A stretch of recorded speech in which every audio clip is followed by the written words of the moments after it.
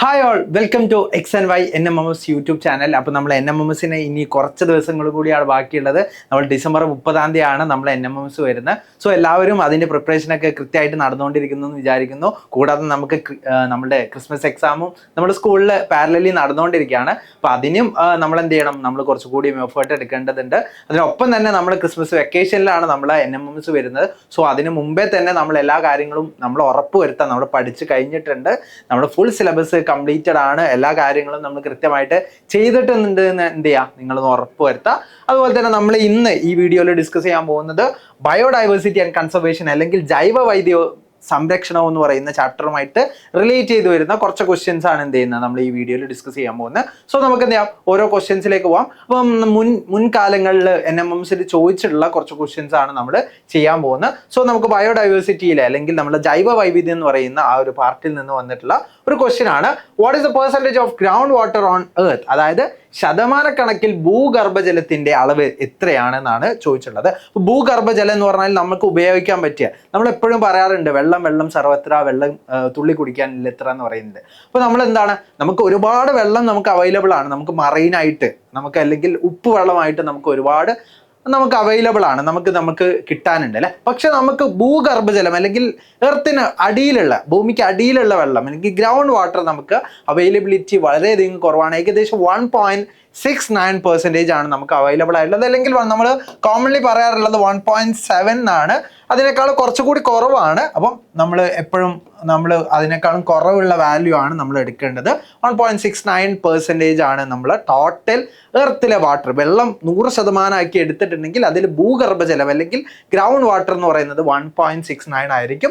ഇനി നമ്മൾ നോക്കുന്ന സമയത്ത് 96.5 അല്ലെങ്കിൽ 96.5 96.5% നമുക്കുള്ളത് ഉപ്പ് വെള്ളമാണ് അല്ലെങ്കിൽ സലൈൻ വാട്ടർ ആണ്, ഉപ്പ് വെള്ളമാണ് അത്രയും പെർസെൻറ്റേജ് ഉള്ളത് കേട്ടോ. അപ്പോൾ നിങ്ങൾ എന്ത് ചെയ്യാൻ മനസ്സിലാക്കുക.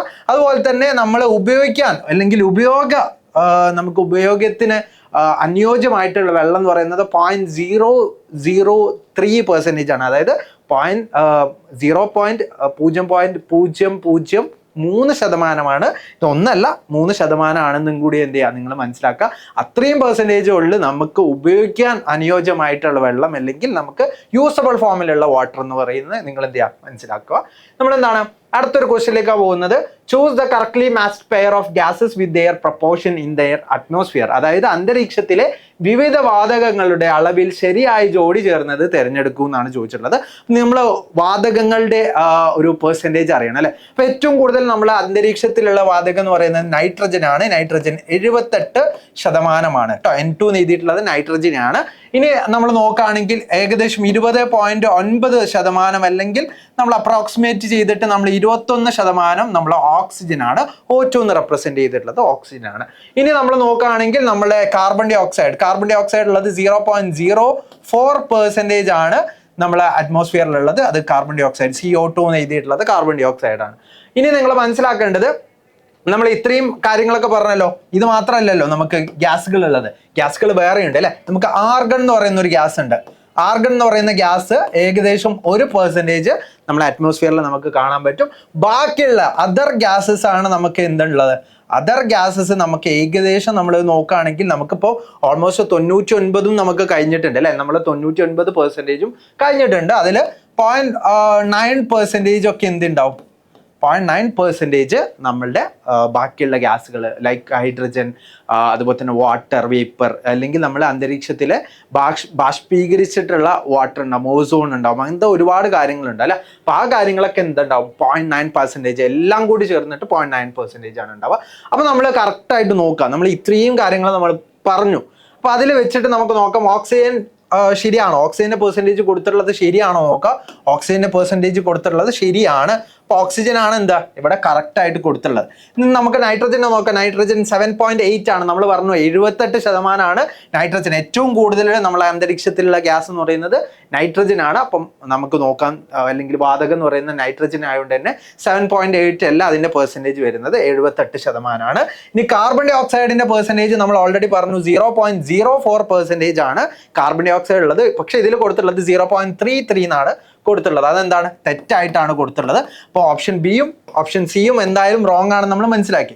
ഇനി അതർ ഗ്യാസസ് 0.9% അല്ലെങ്കിൽ 1% താഴെ ആയിരിക്കും ഉണ്ടാവുക. ഓക്കെ, അപ്പൊ നിങ്ങൾ മനസ്സിലാക്കേണ്ടത് അതർ ഗ്യാസസ് എപ്പോഴും 0.9% അല്ലെങ്കിൽ 1% താഴെ ആയിരിക്കും അതിൻ്റെ എല്ലാം കൂടി ചേർന്നിട്ടുള്ള അതിൻ്റെ കോമ്പോസിഷൻ അല്ലെങ്കിൽ അന്തരീക്ഷത്തിലെ വാതങ്ങളുടെ അളവിൽ നമ്മൾ നോക്കുകയാണെങ്കിൽ ബാക്കിയുള്ള ഗ്യാസുകളൊക്കെ ഉണ്ടാവുക. അപ്പൊ മറ്റുള്ളവ 78% എന്ന് പറയുന്നത് എന്താണ്? റോങ് ആണ്. 78% ആരാളുള്ളത്? നൈട്രജൻ ആണെന്ന് മനസ്സിലാക്കുക. അപ്പൊ ഈ കാര്യങ്ങളൊക്കെ എന്ത് ചെയ്യുക? നിങ്ങൾ മനസ്സിലാക്കി വെക്കുക കേട്ടോ. നമ്മളെ ഓക്സിജൻ, നമ്മളെ ഭൗമാന്തരീക്ഷത്തിൽ അല്ലെങ്കിൽ നമ്മുടെ ഭൂമിയുടെ അറ്റ്മോസ്ഫിയറിൽ നമ്മൾ ഡിഫറെൻ്റ് ആയിട്ടുള്ള ഗ്യാസസ് എത്ര % ആണ് ഉള്ളതെന്ന് എന്ത് ചെയ്യാം? മനസ്സിലാക്കി വെക്കുക. സോ കറക്റ്റ് ആയിട്ട് കൊടുത്തുള്ള ജോഡി ഓപ്ഷൻ എ ആണ്. സോ ഓപ്ഷൻ എ ആണ് എന്ത് റൈറ്റ് ആൻസർ ആയിട്ട് വരുന്നത്. നമുക്കിനി അടുത്തൊരു ക്വസ്റ്റ്യൻ നോക്കാം. The pollutant gas that reduces the ability of blood to absorb oxygen, അതായത് രക്തത്തിന് ഓക്സിജനെ ആഗിരണം ചെയ്യാനുള്ള ശേഷി കുറയ്ക്കുന്ന മലിനവാതകം ഏതാണെന്നാണ് ചോദിച്ചിട്ടുള്ളത്. അപ്പോൾ നമ്മൾ എപ്പോഴും മനസ്സിലാക്കേണ്ടത് നമ്മൾ ശ്വസിക്കുന്ന വായു എന്ന് പറയുന്നത് ഓക്സിജൻ ആണ്.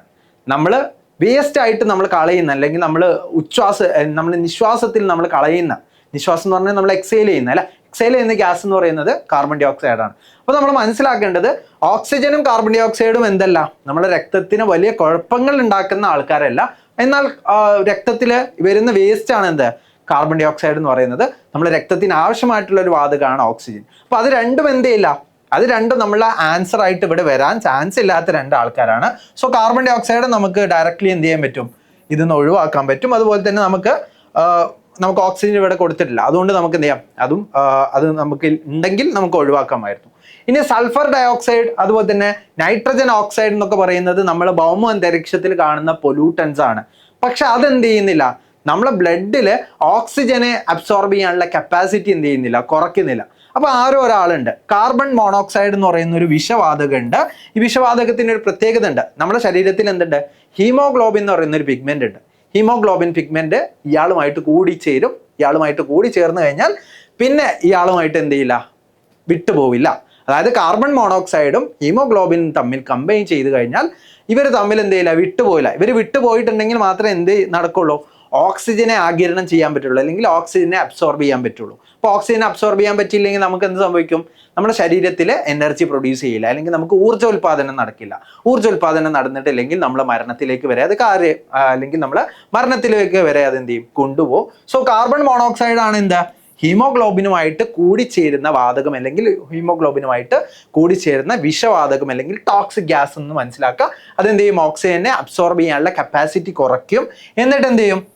ഓക്സിജന്റെ കപ്പാസിറ്റി കുറഞ്ഞു കഴിഞ്ഞാൽ നമുക്ക് എന്ത് സംഭവിക്കും? നമ്മുടെ ശരീരത്തിൽ ഊർജ്ജ ഉൽപാദനം ഉണ്ടാവില്ല, അല്ലെങ്കിൽ എനർജി പ്രൊഡക്ഷൻ നടക്കില്ല.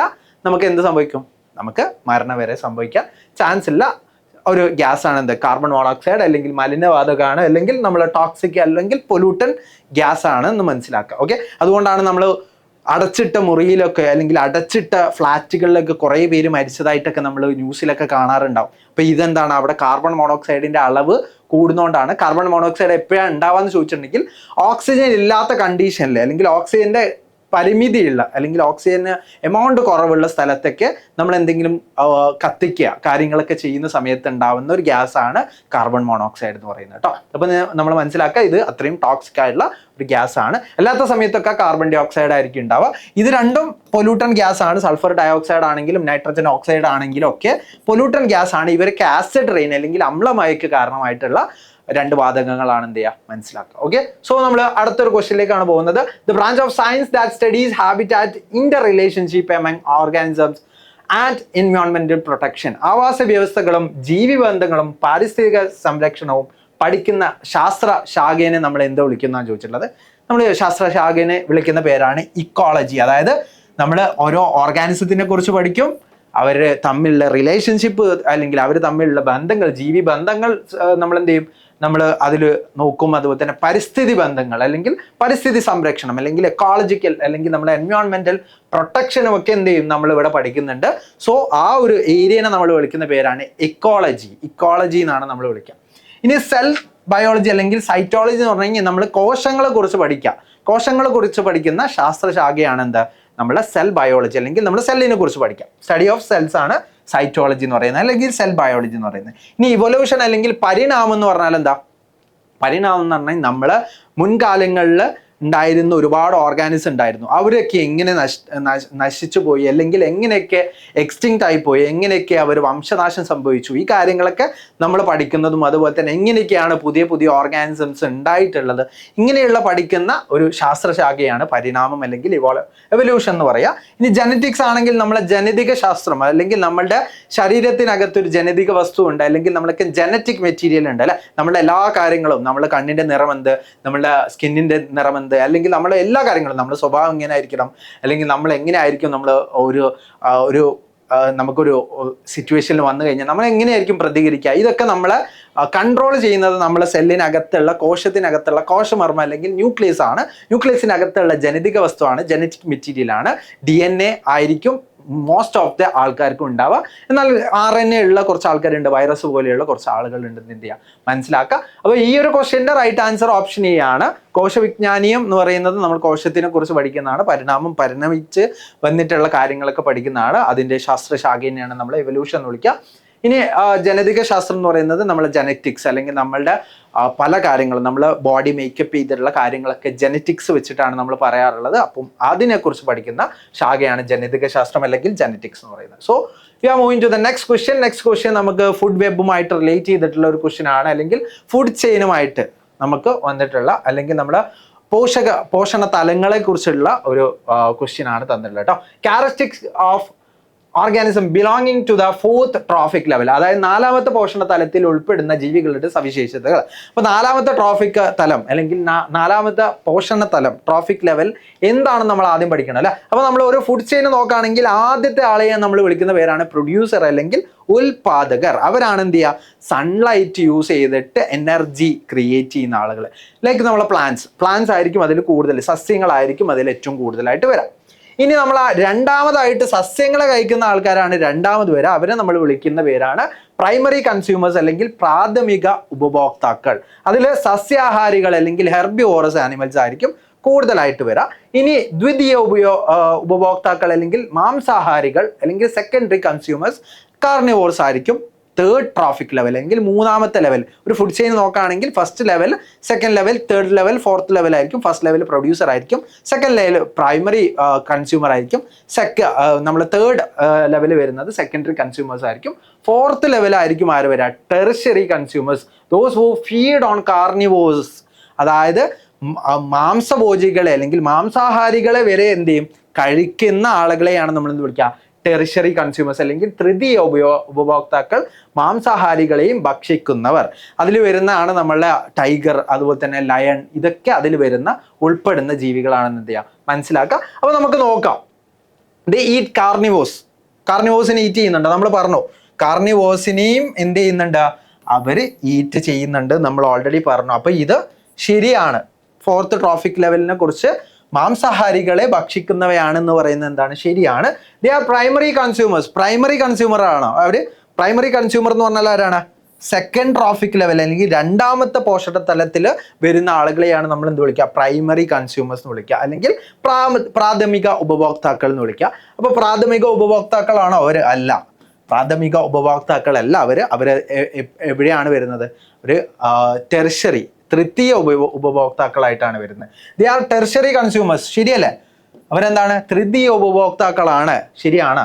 ഇനി ദേ ആർ കാർണിവോഴ്സ്, അവര് മറ്റുള്ള മൃഗങ്ങളെ കഴിക്കുന്ന മൃഗങ്ങളായിരിക്കും അല്ലെ. അവര് കാർണിവോഴ്സ് തന്നെ ആയിരിക്കും, മാംസാഹാരികളായിരിക്കും അവര്. അപ്പം ഒന്ന് മാത്രമാണ് ഇവിടെ തെറ്റായിട്ട് കൊടുത്തുള്ളത്. അപ്പം മാംസാഹാരികളെ കഴിക്കുന്ന ആൾക്കാർ എന്തായിരിക്കും, മാംസാഹാരികൾ തന്നെ ആയിരിക്കില്ലേ. അപ്പം നമ്മൾ എന്ത് ചെയ്യുക, അത് മനസ്സിലാക്കുക. അപ്പൊ 3rd ട്രോഫിക് ലെവലിൽ വരുന്ന ആൾക്കാരൊക്കെ കൂടുതലും മാംസാഹാരികളാണ് അല്ലെങ്കിൽ കാർണിവോഴ്സ് ആണെന്ന് മനസ്സിലാക്കുക. ഇനി നമുക്ക് ഇതില് നമുക്ക് 3 ശരിയായിട്ട് വരുന്നുണ്ട് അല്ലെ. മാംസാഹാരികളാണ്, ദേ ആർ കാർണിവോഴ്സ് എന്ന് പറയുന്നത് ശരിയാണ്. എന്നാൽ നമുക്ക് എന്ത് ചെയ്യാം, നോക്കാം. A and D are correct. നമുക്ക് 2 ഓപ്ഷൻസ് കറക്റ്റ് ഉള്ളതാണ് നമുക്ക് ഇവിടെ കൊടുത്തിട്ടുള്ളത്. അപ്പൊ നമുക്ക് ഈ ഒരു ഡി പലപ്പോഴും നമ്മൾ കാർണിവോർസ് ആണ് അവിടെ വരാം, എന്നാലും നമുക്ക് സസ്യാഹാരികളും അവിടെ വരാൻ ചാൻസ് ഉള്ളത് കൊണ്ട് തന്നെ നമുക്ക് എന്ത് ചെയ്യാം, ഈ ഒരു ഡി ക്രോസ് ചെയ്യാം. അപ്പൊ നമുക്ക് മനസ്സിലായി എയും സിയും ആണ് കറക്റ്റ് ആയിട്ട് വരുന്നത്. അപ്പൊ A and C are correct എന്ന് പറയുന്ന ഓപ്ഷൻ സി ആയിരിക്കും ഇവിടെ കറക്റ്റ് ആയിട്ട് വരാം. മാംസാഹാരികളും വരുന്നുണ്ട്, ബട്ട് അവിടെ സസ്യാഹാരികളും കൂടെ അല്ലെങ്കിൽ മിശ്രഭോജികളായിരിക്കും അല്ലെങ്കിൽ മിശ്രാഹാരികളായിരിക്കും കൂടുതലായിട്ട് നമുക്ക് ടെറിഷറി നമ്മളെ ടെർഷ്യറി കൺസ്യൂമേഴ്സ് അല്ലെങ്കിൽ നമ്മളെ തൃതീയ ഉപഭോക്താക്കളിൽ കൂടുതൽ കാണാൻ പറ്റുന്നത് ഒംനിവോഴ്സിനായിരിക്കും അല്ലെങ്കിൽ മിശ്ര ആഹാരികളായിരിക്കും നമുക്ക് കാണാൻ പറ്റുക കേട്ടോ. അപ്പോൾ നമുക്ക് അതുകൊണ്ട് നമുക്ക് ഓപ്ഷൻ ഡി എന്തായി റോങ് ആയിട്ടുണ്ട്. അപ്പോൾ നമുക്ക് ഈസിലി പറയാൻ പറ്റും ഓപ്ഷൻ സി ആണ് എന്താ ഈ ഒരു ക്വസ്റ്റ്യനിലെ റൈറ്റ് ആൻസർ ആയിട്ട് വരാം. ഇനി നമുക്ക് അടുത്തൊരു ക്വസ്റ്റ്യൻ നോക്കാം. അടുത്തൊരു ക്വസ്റ്റ്യൻ നമ്മൾ ബയോഡൈവേഴ്സിറ്റി അല്ലെങ്കിൽ ബയോഡൈവേഴ്സിറ്റി റിസർവ്, ബയോസ്ഫിയേഴ്സ് റിസർവ്സ് പഠിച്ചിട്ടുണ്ടാവും, നാഷണൽ പാർക്സുകൾ പഠിച്ചിട്ടുണ്ടാവും, ഹോട്ട്സ്പോട്ടുകളെ കുറിച്ച് പഠിച്ചിട്ടുണ്ടാവും. അങ്ങനത്തെ കാര്യങ്ങളൊക്കെ പഠിച്ചിട്ടുണ്ടെങ്കിൽ നമുക്ക് ഈസിലി പറയാൻ പറ്റും. നാഷണൽ പാർക്കുകൾ എന്താണ്? നാഷണൽ പാർക്കുകൾ എന്ന് പറഞ്ഞാൽ ആർ എക്സാമ്പിൾസ് ഓഫ് എക്സിറ്റീവ് കൺസർവേഷൻ. എക്സിറ്റീവ് കൺസർവേഷന് ഉദാഹരണമാണെന്നാണ് പറയുന്നത്. എക്സിറ്റീവ് കൺസർവേഷൻ എന്ന് പറഞ്ഞാൽ മൃഗങ്ങളെ അല്ലെങ്കിൽ സസ്യങ്ങളെ അവരുടെ ആവാസ വ്യവസ്ഥയിൽ നിന്ന് പുറത്തു കൊണ്ടുവന്ന് വേറെ ഏതെങ്കിലും സ്ഥലത്ത്, അതായത് സുവോളജിക്കൽ പാർക്കോ അല്ലെങ്കിൽ ബൊട്ടാണിക്കൽ ഗാർഡൻസിലൊക്കെ വെച്ചിട്ട് അവരെ സംരക്ഷിക്കുന്നതിനാണ് നമ്മൾ എന്ത് വിളിക്കുക? എക്സിറ്റീവ് കൺസർവേഷൻ എന്ന് വിളിക്കുക. അപ്പോൾ എക്സിറ്റീവ് കൺസർവേഷൻ ആണോ നാഷണൽ പാർക്ക് എന്ന് പറയുന്നത്? അല്ല. ഓരോ ജീവിനെയും അവരുടെ ആവാസ വ്യവസ്ഥയിൽ വെക്കും. അതുപോലെ തന്നെ നമ്മൾ എന്ത് ചെയ്യും? നമ്മൾ കുറച്ച് അധികം മോണുമെന്റ്സ്, ഹിസ്റ്റോറിക്കൽ മോണുമെന്റ്സ് എന്ന് പറഞ്ഞാൽ നമ്മൾ ഹിസ്റ്റോറിക്കൽ മോണുമെന്റ്സ് എന്ന് പറഞ്ഞാൽ എന്താ? നമ്മുടെ ഭൗമ സവിശേഷതകൾ എന്നിവ കൂടി സംരക്ഷിക്കുന്ന, അതുപോലെ തന്നെ നമ്മൾ എന്ത് ചെയ്യും? വന്യജീവി സംരക്ഷണത്തോടൊപ്പം ഒരു മേഖലയിലെ ചരിത്ര സ്മാരകങ്ങൾ അല്ലെങ്കിൽ നമ്മൾ എന്താണ് ഹിസ്റ്റോറിക്കൽ മോണുമെന്റ്സിനും കൂടി നമ്മൾ എന്ത് ചെയ്യുന്നുണ്ട്? അവിടെ പ്രൊട്ടക്ട് ചെയ്യുന്നുണ്ട് കേട്ടോ. അതാണ് നാഷണൽ പാർക്ക് എന്ന് പറയുന്നത്. ജീവികളെ മാത്രമല്ല. അപ്പോൾ നമുക്ക് പറയാൻ പറ്റും ജീവികളെ സ്വാഭാവിക ആവാസ വ്യവസ്ഥകളിൽ സംരക്ഷിക്കുന്നതിന് സഹായിക്കുന്നു. ഇത് ശരിയല്ലേ?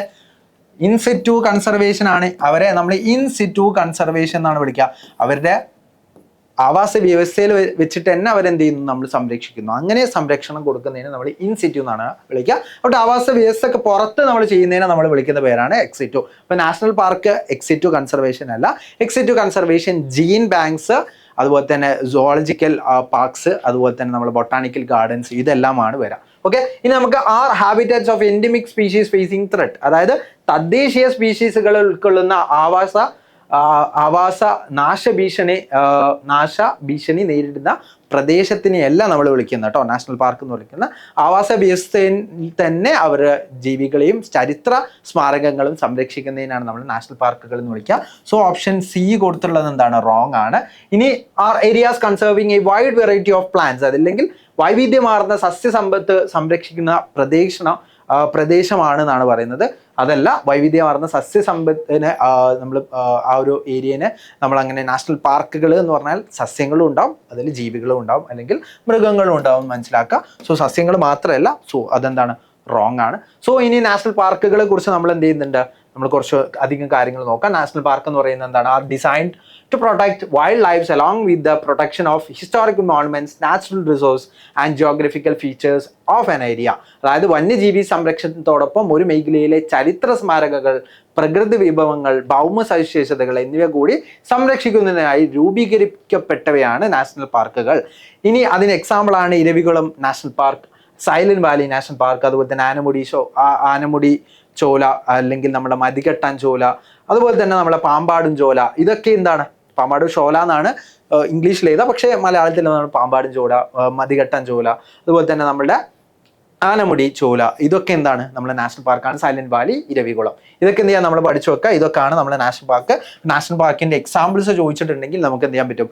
ഈസിലി പറയാൻ പറ്റും. അപ്പോൾ ഈ കാര്യങ്ങളൊക്കെ എന്ത് ചെയ്യാൻ മനസ്സിലാക്കുക. ഇനി ഇരവികുളം അതുപോലെ തന്നെ നമ്മുടെ സൈലന്റ് വാലിയിലേക്ക് ഉള്ള ജീവികൾ ഏതൊക്കെയാണെന്നും കൂടി എന്ത് ചെയ്യുക? ഒന്ന് ജസ്റ്റ് നോക്കി വെക്കുക. അപ്പോൾ അങ്ങനത്തെ കാര്യങ്ങളൊക്കെ നമുക്ക് GK റിലേറ്റഡ് ആയിട്ടുള്ള കാര്യങ്ങൾക്കൊക്കെ ചോദിക്കാൻ ചാൻസ് ഉണ്ട്. ബട്ട് NMMSന് നമ്മൾ പഠിച്ച കാര്യങ്ങളായിരിക്കും ചോദിക്കാൻ ചാൻസ് ഉള്ളത്. ഓക്കെ. സോ നമ്മൾ മനസ്സിലാക്കി വെക്കുക, ഇതാണ് നാഷണൽ പാർക്കുകൾ എന്ന് പറയുന്നത്. ഇനി നമുക്ക് എന്ത് ചെയ്യാം? അടുത്തൊരു ഏരിയ നോക്കാം. The protected area where animals that have gone extinct in forest are conserved is, അതായത് വനമേഖലയിൽ വംശനാശം സംഭവിച്ച ജന്തുക്കളുടെ സംരക്ഷിത പ്രദേശത്തെ നമ്മൾ എന്ത് വിളിക്കും? അതായത് അവരുടെ ആവാസ വ്യവസ്ഥ അല്ല, അവരുടെ ആവാസ വ്യവസ്ഥയെ പുറത്ത് നമ്മൾ എത്തിച്ചിട്ട് ജീവികളെ, മൃഗങ്ങളെ സംരക്ഷിക്കുകയാണ്, അനിമൽസിനെ പ്രൊട്ടക്ട് ചെയ്യാണ് അല്ലെങ്കിൽ കൺസർവ് ചെയ്യാണ്. അങ്ങനെയുള്ള സ്ഥലത്തിനാണ് നമ്മൾ സുവോളജിക്കൽ പാർക്സ് അല്ലെങ്കിൽ സുവോളജിക്കൽ ഗാർഡൻസ് എന്ന് വിളിക്കുന്നത്. സോ സുവോളജിക്കൽ ഗാർഡൻസ് പറയുന്ന ഓപ്ഷൻ സി ആയിരിക്കും ഇവിടെ റൈറ്റ് ആൻസർ ആയിട്ട് വരാം. ഇനി ജീൻ ബാങ്കുകൾ അല്ലെങ്കിൽ ജീൻ ബാങ്കുകൾ എന്ന് പറഞ്ഞാൽ എന്താ? ഓരോ വംശനാശം സംഭവിക്കാൻ ചാൻസ് ഉള്ള ജീവികളുടെ ജീൻ, അവരുടെ കോശങ്ങളും അവരുടെ ബാക്കി കാര്യങ്ങളൊക്കെ നമ്മൾ എന്ത് ചെയ്യുന്നു? നമ്മൾ തണുത്തുറച്ച നൈട്രജനിൽ നമ്മൾ സംരക്ഷിക്കുന്നതിനാണ് നമ്മൾ ജീൻ ബാങ്ക്സ് എന്ന് വിളിക്കുക.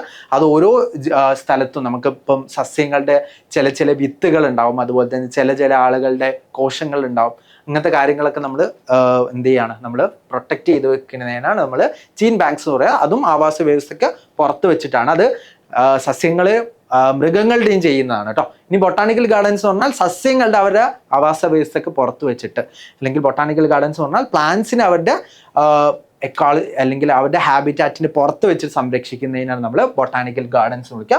ഈ കമ്മ്യൂണിറ്റി റിസർവ് എന്ന് പറഞ്ഞാൽ നമ്മളൊരു പ്രകൃതി ലോലമായിട്ടുള്ള ഒരു സ്ഥലത്തിന്, അല്ലെങ്കിൽ നമുക്ക് കുറച്ചുകൂടി അധികം പറയുകയാണെങ്കിൽ നമ്മുടെ കോഴിക്കോടൊക്കെ ഉണ്ട്, നമുക്ക് കടലുണ്ടി കമ്മ്യൂണിറ്റി റിസർവ് ഉണ്ട്. അതായത് ലോക്കലായിട്ടുള്ള ആളുകൾ എന്ത് ചെയ്യും, ഈ സംരക്ഷണത്തിൽ ഏർപ്പെടും. അതുപോലെ തന്നെ കുറച്ചൊരു സ്ഥലത്തിനെയാണ് നമ്മൾ എന്ത് ചെയ്യുക, സംരക്ഷിക്കുക. അതിനെയാണ് കമ്മ്യൂണിറ്റി റിസർവുകൾ എന്ന് വിളിക്കുക. അതിൽ എന്തുണ്ട്, നമുക്ക് ഇൻവോൾവ്മെന്റ് ഉണ്ട്, നമ്മളെ ആൾക്കാർക്കും ഇൻവോൾവ്മെന്റ് ഉണ്ട്, അവിടുത്തെ പോപ്പുലേഷൻ ഇൻവോൾവ്മെന്റ് ഉണ്ട്, എന്ത് ചെയ്യുക, മനസ്സിലാക്കുക. ഓക്കെ, സോ അതാണ് കമ്മ്യൂണിറ്റി റിസർവ്. അപ്പോൾ കമ്മ്യൂണിറ്റി റിസർവ് എന്താണ്, നാഷണൽ പാർക്ക് എന്താണ്, ജീൻ ബാങ്ക് എന്താണ്, സുവോളജിക്കൽ ഗാർഡൻ അല്ലെങ്കിൽ സുവോളജിക്കൽ പാർക്ക് എന്താണ്, ബൊട്ടാണിക്കൽ ഗാർഡൻ എന്താണ്, ഇതിൻ്റെയൊക്കെ വ്യത്യസ്ത തലങ്ങളും ഇത് എന്തൊക്കെയാണെന്ന് എന്ത് ചെയ്യുക, മനസ്സിലാക്കി വെക്കുക. ഇതുമായിട്ട് റിലേറ്റ് ചെയ്തുള്ള ക്വസ്റ്റ്യൻസ് ആയിരിക്കും ഈ ചാപ്റ്ററിൽ നിന്ന് ചോദിക്കാൻ ചാൻസ് ഉള്ളത്. ഇനി നമുക്ക് അടുത്തൊരു ക്വസ്റ്റ്യൻ നോക്കാം. Identify the fact related to the scientist Walter G Rosen. അതായത് വാൾട്ടർ ജി റോസൺ എന്ന ശാസ്ത്രകാരനുമായിട്ട് ബന്ധപ്പെട്ട വസ്തുത കണ്ടെത്തുക എന്നാണ് ചോദിച്ചിട്ടുള്ളത്. അപ്പോൾ നമുക്ക് നോക്കാം. Road the book silent spring. Silent spring എന്ന് പറഞ്ഞാൽ എന്താ, റാച്ചൽ കാർസൺ എഴുതിയ ഒരു ബുക്കാണ് അല്ലെ. ഒരു ഫേമസ് ആയിട്ടുള്ള സൈലന്റ് സ്പ്രിംഗ് എന്ന് പറയുന്ന, അല്ലെങ്കിൽ നിശബ്ദ വസന്തം എന്ന് പറയുന്ന പുസ്തകം രചിച്ചത് റാച്ചൽ കാർസൺ എന്ന് പറയുന്ന ആളാണ്. സോ ഇതെന്താണ്, റോങ് ആണ്.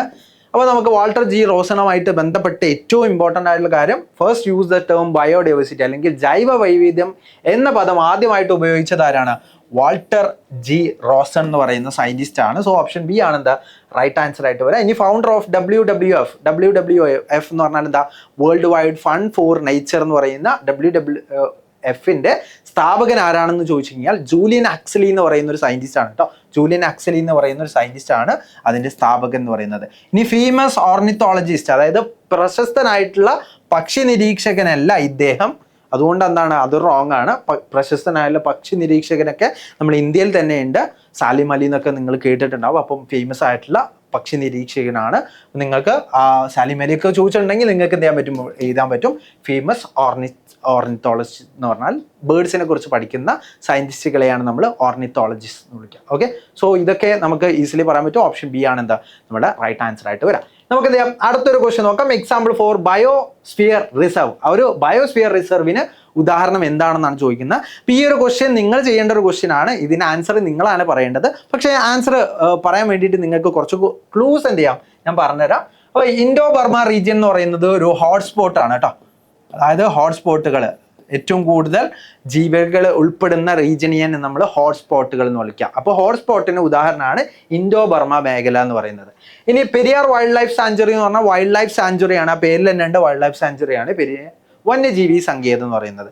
ഇനി ഇരവികുളം നാഷണൽ പാർക്ക് എന്ന് പറയുന്നത് നമ്മൾ നേരത്തെ പറഞ്ഞ നാഷണൽ പാർക്കിനെ കുറിച്ചാണ്. അപ്പം ഇരവികുളം നാഷണൽ പാർക്ക് എന്ന് പറയുന്ന നാഷണൽ പാർക്കാണ്. ഇനി അഗസ്ത്യമല എന്ന് പറയുന്നത് എന്താണെന്ന് എന്ത് ചെയ്യുക, നിങ്ങൾ കമന്റ് ബോക്സിൽ പറയാം. അഗസ്ത്യമലയാണോ ഇതിന് ആൻസർ? അല്ലെങ്കിൽ നമ്മളിപ്പം വന്യജീവി സങ്കേതമൊക്കെ പറഞ്ഞിട്ടുള്ളൂ, നമ്മൾ അത് എന്താണെന്ന് പറഞ്ഞിട്ടില്ല. നിങ്ങൾ എന്ത് ചെയ്യുക, അപ്പോൾ ഇതിൻ്റെ ഉദാഹരണം അല്ലെങ്കിൽ ബയോസ്ഫിയർ റിസർവിന് ഉദാഹരണമായിട്ട് വരുന്നത് ഏതാണെന്ന് എന്ത് ചെയ്യുക, നിങ്ങൾ പറയാം. അപ്പം ഈ ഒരു ക്വസ്റ്റ്യൻ്റെ ആൻസർ നിങ്ങൾ കമൻറ്റ് ബോക്സിൽ പറയുമെന്ന് വിചാരിക്കുന്നു. അതുപോലെ തന്നെ നമുക്ക് കുറച്ച് ദിവസങ്ങളാണ് നമ്മൾ NMMSന് മുന്നിലുള്ളത്. തീർച്ചയായിട്ടും നല്ല രീതിയിൽ പ്രിപ്പയർ ചെയ്ത് കഴിഞ്ഞാൽ നല്ല രീതിയിലുള്ള സ്കോർ നമുക്ക് എത്താൻ പറ്റും. അതുപോലെ തന്നെ നമുക്ക് എല്ലാ വീക്കിലും നമുക്ക് മോക്ക് ടെസ്റ്റുകൾ നടക്കുന്നുണ്ട്. മോക്ക് ടെസ്റ്റുകൾ എഴുതിയിട്ടില്ലെങ്കിൽ തീർച്ചയായിട്ടും നിങ്ങൾ എഴുതാൻ ശ്രമിക്കുക. അതുപോലെ തന്നെ മോക്ക് ടെസ്റ്റുകൾ നിങ്ങൾക്ക് അവൈലബിൾ ആക്കാൻ വേണ്ടിയിട്ട് നിങ്ങൾ എന്ത് ചെയ്യുക, നമ്മുടെ വാട്സപ്പ് കമ്മ്യൂണിറ്റിയിൽ തീർച്ചയായിട്ടും ജോയിൻ ചെയ്യുക. വാട്സപ്പ് കമ്മ്യൂണിറ്റിയിൽ ജോയിൻ ചെയ്യാനുള്ള ലിങ്ക് നിങ്ങൾക്ക് ഡിസ്ക്രിപ്ഷൻ ബോക്സിലും കാണാൻ പറ്റും. ഫസ്റ്റ് കമൻറ്റിൽ പിൻഡ് ആയിട്ട് നിങ്ങൾക്ക് കാണാൻ പറ്റും. എന്ത് ചെയ്യുക, ആ ഒരു ലിങ്ക് യൂസ് ചെയ്തിട്ട് നിങ്ങൾ എന്ത് ചെയ്യുക, നിങ്ങൾ തീർച്ചയായിട്ടും രജിസ്റ്റർ ചെയ്തിട്ട് വേഗം തന്നെ നമ്മുടെ വാട്സപ്പ് കമ്മ്യൂണിറ്റി ജോയിൻ ചെയ്യാൻ, മോക്ക് ടെസ്റ്റുകൾ എഴുതാം. ഒരുപാട് അധികം മോക്ക് ടെസ്റ്റുകൾ എഴുതുന്ന സമയത്ത് നമുക്ക് കുറച്ചുകൂടി ഐഡിയ കിട്ടും, നമ്മൾ എക്സാമിനെ കുറിച്ചുള്ള ഐഡിയ കിട്ടും, നമ്മൾ എവിടേക്കാണ് ഇനി പഠിക്കാനുള്ളത്. ഈ കാര്യങ്ങളൊക്കെ നമുക്ക് ഐഡിയ കിട്ടണമെങ്കിൽ അങ്ങനെയുള്ള മോക്ക് ടെസ്റ്റുകൾ എഴുതണം. അപ്പോൾ നമുക്ക് എന്ത് ചെയ്യാം, നെക്സ്റ്റ് വീഡിയോയിൽ നെക്സ്റ്റ് ചാപ്റ്ററുമായിട്ട് കാണാം. So thank you all and by.